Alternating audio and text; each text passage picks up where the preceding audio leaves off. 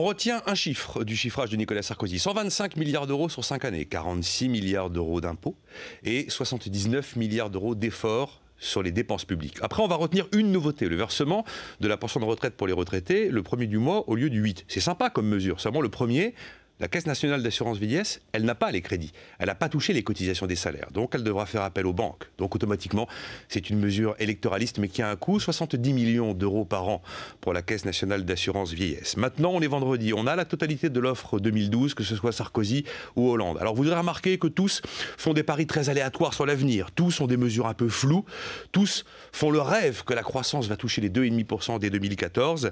Et tous, évidemment, débordent de mauvaise foi. Maintenant, c'est parti. Faites vos jeux. Rien ne va plus, la roue va tourner pendant une dizaine de jours. Si vous voulez pas payer plus d'impôts, changez de pays. Parce que Sarkozy ou Hollande, c'est kiff-kiff, avec léger avantage pour Nicolas Sarkozy, qui taxera un tout petit peu moins. Maintenant, si vous pensez qu'il faut de la rigueur, si vous pensez qu'il faut geler la dépense publique, si vous pensez qu'il faut plus de secteur privé, qu'il faut réformer le marché du travail, qu'il faut conserver le parc nucléaire en l'état, votez Nicolas Sarkozy. A l'inverse, si vous pensez qu'il faut taxer les riches, si vous pensez qu'il faut augmenter les dépenses, ou en tout cas les quasi-geler, si vous pensez qu'il faut ne pas attaquer les collectivités locales sur leurs dépenses, si vous pensez qu'il faut embaucher des fonctionnaires, qu'il faut conserver le droit du travail en l'état et qu'il faut réduire le parc nucléaire français, votez François Hollande.